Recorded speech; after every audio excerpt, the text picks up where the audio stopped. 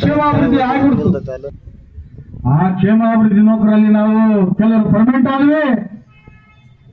Group 3 ನೌಕರುಗಳು ಏನು ಹೋರಾಟ ನಿರ್ದೇಶನಾಲಯಕ್ಕೆ ಹೋಗಿದ್ದವರೆಲ್ಲ 868 ನಮಗೆ ಕೊಟ್ಟು ಗೃಹ ಭಾಗ್ಯ ಯೋಜನೆಯನ್ನ ಜಾರಿ ತಂದ್ರು. ಮಾನ್ಯ ಮುಖ್ಯಮಂತ್ರಿಗಳೇ, ನಿಮಗೆ ಇಡೀ ರಾಜ್ಯದಲ್ಲಿ ಇರ್ತಕ್ಕಂಥ ಎಲ್ಲಾ ಪೌರ ಕಾರ್ಮಿಕರಿಂದ ನಿಮಗೆ ಇರ್ತಕ್ಕಂಥ ಮುನ್ಸಿಪಲ್ ನೌಕರುಗಳು ಹಸಿದ ಹುಲಿಗಳಂತೆ ಕಾಯ್ತಿದ್ದಾರೆ. ನಾನೇನಾದ್ರೂ ಮುಷ್ಕರ ವಾಪಸ್ ಪಡೆದ್ರೆ ಫಸ್ಟ್ ಬಲಿ ತಗೊಂಡು ನನ್ನನ್ನೇ ತಿಂದಾಕ್ಬಿಡ್ತಾರೆ. ನಾನು ನನ್ನ ನೌಕರಿಗೆ ಆಹಾರ ಆಗಲ್ಲ, ನಾನು ನನ್ನ ನೌಕರಿಗೆ ಆಸರೆ ಆಗ್ಬೇಕು ಹೊರತು ಆಹಾರ ಆಗಲ್ಲ ಅಂತ ಹೇಳಿದ್ರು.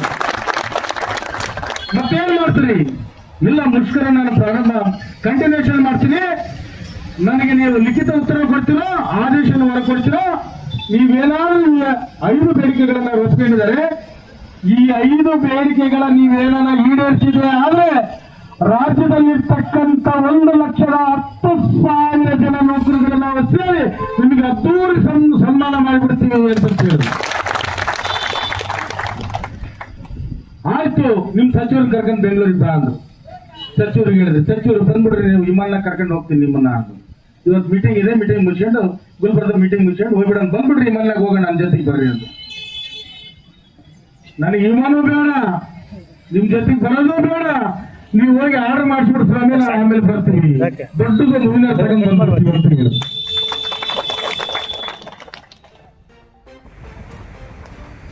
ಪ್ರಿಯ ವೀಕ್ಷಕರೇ, ಇದು ಕಲ್ಯಾಣ ಕರ್ನಾಟಕ ಕನ್ನಡಿ ಸುದ್ದಿ ವಾಹಿನಿ. ನಾನು ನಿಮ್ಮ ಅಯ್ಯನಗೌಡ.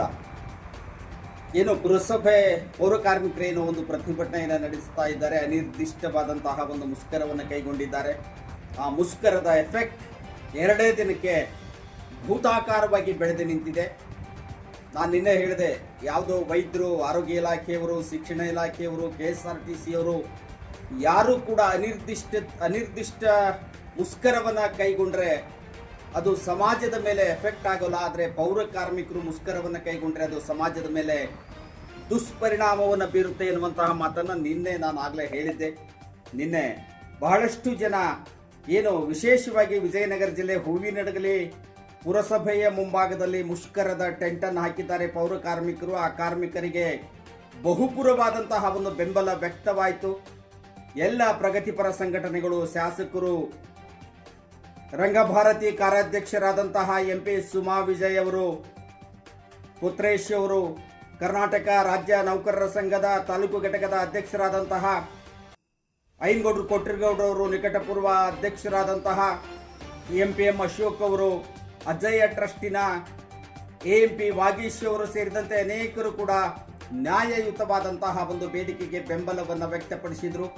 ಪೌರ ಕಾರ್ಮಿಕರ ಪರವಾಗಿ ನಾವಿದ್ದೇವೆ ಎನ್ನುವಂತಹ ಒಂದು ಮಾನಸಿಕ ಸ್ಥೈರ್ಯವನ್ನು ತುಂಬಿದ್ರು. ಸರ್ಕಾರ ವಿಳಂಬ ಮಾಡಬಾರದು. ಮಾನ್ಯ ಮುಖ್ಯಮಂತ್ರಿಗಳೇ, ವಿಳಂಬ ಮಾಡಬೇಡಿ, ಪೌರ ಕಾರ್ಮಿಕರ ಬೇಡಿಕೆಗಳನ್ನು ಬೇಗ ಈಡೇರಿಸಿ, ಇಲ್ಲಾಂದ್ರೆ ಸಮಾಜದ ಮೇಲೆ ದುಷ್ಪರಿಣಾಮ ಬೀರ್ತಾ ಇದೆ. ನೋಡ್ತಾ ಇದ್ದೀರಿ ನೀವೀಗ ವಿಜಯನಗರ ಜಿಲ್ಲೆ ಹೂವಿನಡಗಲಿ ಪಟ್ಟಣದ ಕಸದ ತೊಟ್ಟಿಗಳೇನಿವೆ, ಕಸದ ತೊಟ್ಟಿಗಳು ತುಂಬಿ ತುಳುಕ್ತಾ ಇವೆ. ದೃಶ್ಯಾವಳಿಗಳನ್ನು ನೋಡ್ತಾ ಇದ್ದೀರಿ. ಒಂದು ಮಾಹಿತಿಯ ಒಂದು ಮೂಲದ ಪ್ರಕಾರ ಪುರಸಭೆಯ ಅಧಿಕಾರಿಗಳ ಅಂದಾಜು ಮೂಲದ ಪ್ರಕಾರ ಒಂದು ದಿನಕ್ಕೆ ಕಸದ ವಿಲೇವಾರಿ ಪಟ್ಟಣದಿಂದ 14 ಟನ್ ಕಸದ ವಿಲೇವಾರಿ ಘಟಕಕ್ಕೆ ಸಾಗಿಸುವಂತಹ ಕಾರ್ಯ ನಡೀತಾ ಇತ್ತು. 2 ದಿನ ಆಯಿತು. ಅನಿರ್ದಿಷ್ಟಾವಧಿ ಮುಷ್ಕರ ಕೈಗೊಂಡು ಪುರಸಭೆಯವರು ಯಾವುದೇ ಸ್ವಚ್ಛತೆಯನ್ನು ಕೈಗೊಂಡಿಲ್ಲ. ಪುರಸಭೆ ಕಾರ್ಮಿಕರು, ಪೌರ ಕಾರ್ಮಿಕರು ಅಂದರೆ 28 ಟನ್ ಈಗಾಗಲೇ ಕಸ ಸಂಗ್ರಹಗೊಂಡಿದೆ ಪಟ್ಟಣದಲ್ಲಿ. ಅಲ್ಲಲ್ಲಿದ್ದಂತಹ ತೊಟ್ಟಿಗಳು ಏನು ಶಾಸ್ತ್ರಿ ಸರ್ಕಲ್, ಅಂಬೇಡ್ಕರ್ ಸರ್ಕಲ್, ಮುಖ್ಯ ರಸ್ತೆ, ಪಟ್ಟಣದ ಮುಖ್ಯ ರಸ್ತೆ, ಮುಖ್ಯ ಬಜಾರ್ದಲ್ಲಿರುವಂತಹ ಏನು ಒಂದು ಹಳೆ ಸರ್ಕಾರಿ ಆಸ್ಪತ್ರೆ, ಮಲ್ಲನಿಕೇರಿ ಮಠದ ಮುಂಭಾಗದಲ್ಲಿರುವಂತಹ ಕಸದ ತೊಟ್ಟಿಗಳು ಈಗಾಗಲೇ ತುಂಬಿ ತುಳುಕ್ತಾ ಇವೆ. ಸುತ್ತಲೂ ಕೂಡ ಏನೋ ಒಂದು ಕಸ ಬಿದ್ದಿದೆ.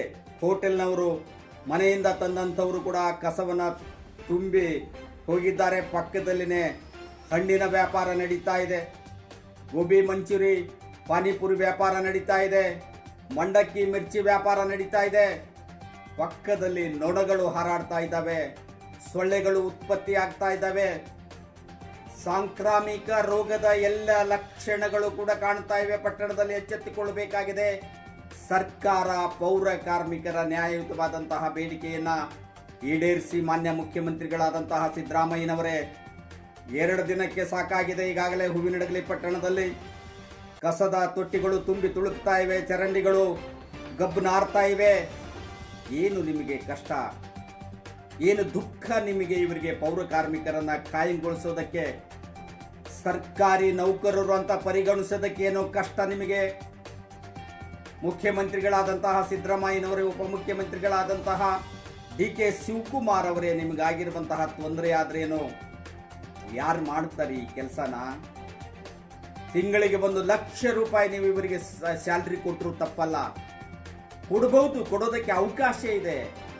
ಆದರೆ ನೀವು ಪರ್ಯಾಯ ಚಿಂತನೆಯನ್ನು ಮಾಡ್ತಾ ಇಲ್ಲ, ಪರ್ಯಾಯವಾಗಿ ಯೋಚಿಸ್ತಾ ಇಲ್ಲ. ಸರ್ಕಾರದಿಂದ ಕೆಲವು ಇಲಾಖೆಗಳಲ್ಲಿ ಪೋಲಾಗುವಂತಹ ಒಂದು ಹಣಕಾಸು ವ್ಯವಸ್ಥೆಯ ಸೋರಿಕೆಯನ್ನ ನಿಯಂತ್ರಣಗೊಳಿಸಿದರೆ ಒಬ್ಬೊಬ್ಬ ಪೌರ ಕಾರ್ಮಿಕರಿಗೂ, ಇಡೀ ರಾಜ್ಯದಲ್ಲಿ ಕಾರ್ಯನಿರ್ವಹಿಸುವಂತಹ ಪೌರ ಕಾರ್ಮಿಕರಿಗೂ 1 ಲಕ್ಷ 1.5 ಲಕ್ಷ ಸ್ಯಾಲ್ರಿಯನ್ನು ಕೊಡಬಹುದು. ನೀವು ಅದರ ಚಿಂತನೆ ಮಾಡ್ತಾ ಇಲ್ಲ. ನೀವು ಯಾರು ಸುಖವಾಗಿದ್ದಾರೆ? ಇವರು ಯಾರಾದರೂ ಬಹುತೇಕ ಪೌರ ಕಾರ್ಮಿಕರು ನಿವೃತ್ತಿಯನ್ನು ಹೊಂದಿದಂತಹದ್ದನ್ನು ನೋಡಿದ್ದೀರಾ? ನೀವು ಕಂಡಿದ್ದೀರಾ? ಅಲ್ಲೋ ಇಲ್ಲೋ ಕೆಲವರು ನಿವೃತ್ತಿಯನ್ನು ಹೊಂದುತ್ತಾರೆ, ಆದರೆ ಅನುಕಂಪದ ಆಧಾರಗಳ ಮೇಲೆ ಮಕ್ಕಳು ಹೆಚ್ಚಾಗಿ ಪೌರ ಕಾರ್ಮಿಕರಾಗಿರುವಂತಹದ್ದೇ ಹೆಚ್ಚು. ಅನಾರೋಗ್ಯ ಕಾಡ್ತಾ ಇದೆ ಪೌರ ಕಾರ್ಮಿಕರನ್ನ, ಮಧ್ಯ ವ್ಯಸನಿಗಳಾಗ್ತಾರೆ, ಕುಟುಂಬ ಬೀದಿಗೆ ಬಂದಿವೆ. ಯಾವ ಪೌರ ಕಾರ್ಮಿಕರು ಕೂಡ ನೀವು ನೀಡುವಂತಹ ಸ್ಯಾಲರಿಯಿಂದ, ಸಂಬಳದಿಂದ ನೆಮ್ಮದಿಯಾಗಿಲ್ಲ. ಇನ್ಯಾವ ಪುರುಷಾರ್ಥಕ್ಕೆ ರಾಜ್ಯಭಾರವನ್ನು ಮಾಡ್ತೀರಿ ನೀವು? ಸಿದ್ದರಾಮಯ್ಯನವರೇ, ದಲಿತ ಪರವಾದಂತಹ ಸರ್ಕಾರ, ಬಡವರ ಪರವಾದಂತಹ ಸರ್ಕಾರ, ದಲಿತರ ಸರ್ಕಾರ, ಧ್ವನಿ ಇಲ್ಲದವರ ಸರ್ಕಾರ, ದುರ್ಬಲರ ಸರ್ಕಾರ ಅಂತ ನೀವು ಮಾತನಾಡುವಂತಹ ಭಾಷಣಕ್ಕೆ ಅರ್ಥ ಏನಿದೆ? ನಿಜವಾಗ್ಲೂ ಕೂಡ ನೀವು ಧ್ವನಿ ಇಲ್ಲದವರ ಪರವಾಗಿದ್ದೀರಿ, ದುರ್ಬಲರ ಪರವಾಗಿದ್ದೀರಿ, ದಲಿತರ ಪರವಾಗಿದ್ದೀರಿ, ಶೋಷಿತರ ಪರವಾಗಿದ್ದೀರಿ ಅನ್ನೋದಾದ್ರೆ ಸ್ಯಾಲ್ರಿ ನಿಗದಿಗೊಳಿಸಿ, ಅವರಿಗೆ ಸರ್ಕಾರದ ಸ್ಯಾಲ್ರಿಯನ್ನ, ಸರ್ಕಾರದ ಸೌಲಭ್ಯಗಳನ್ನು ಕೊಡಿ, ಅವರ ನೌಕರಿಯನ್ನ ಕಾಯಂಗೊಳಿಸಿ, ಸರ್ಕಾರದ ನೌಕರರು ಅಂತ ಪರಿಗಣೆಗೊಳಿಸಿ ಈ ಪೌರ ಕಾರ್ಮಿಕರನ್ನ. ಯಾವ ಪುರುಷಾರ್ಥಕ್ಕಾಗಿ ನೀವು ಭಾಷಣ ಮಾಡ್ತೀರಿ ಸಿದ್ದರಾಮಯ್ಯನವರೇ? ಕೇವಲ ನಿಮ್ಮ ಬಡ್ಜೆಟ್ ಮಂಡನೆ ಹೊಟ್ಟೆ ತುಂಬಿಸೋದಿಲ್ಲ. ಸಮಾಜದ ಕಟ್ಟಕಡೆಯ ವ್ಯಕ್ತಿಯನ್ನ 17 ಬಡ್ಜೆಟ್ ಮಂಡನೆ ಮಾಡಿನಿ, 18 ಬಡ್ಜೆಟ್ ಮಂಡನೆ ಮಾಡಿದ್ದೀರಿ. ಆದರೆ ಅರ್ಥ ಏನು ಬಂತು? ಹಲವು ಇಲಾಖೆಗಳಲ್ಲಿ ಸೋರಿಕೆಯಾಗುವಂತಹ ಅನುದಾನವನ್ನ, ಹಣಕಾಸಿನ ವ್ಯವಸ್ಥೆಯನ್ನ ಕಡಿತಗೊಳಿಸಿದ್ರೆ ಇವರಿಗೆ ಹೊಟ್ಟೆ ತುಂಬಿಸಬಹುದು, ಹೊಟ್ಟೆ ತುಂಬುವಂತಹ ಒಂದು ಸ್ಯಾಲ್ರಿಯನ್ನ ನೀಡಬಹುದು. ನೀವು ಯಾವ ಇಲಾಖೆಯಲ್ಲಿ ಹಣ ಸೋರಿಕೆ ಆಗ್ತಾ ಇದೆ? ಆರೋಗ್ಯ ಇಲಾಖೆ ಏನಾಗ್ತಾ ಇದೆ?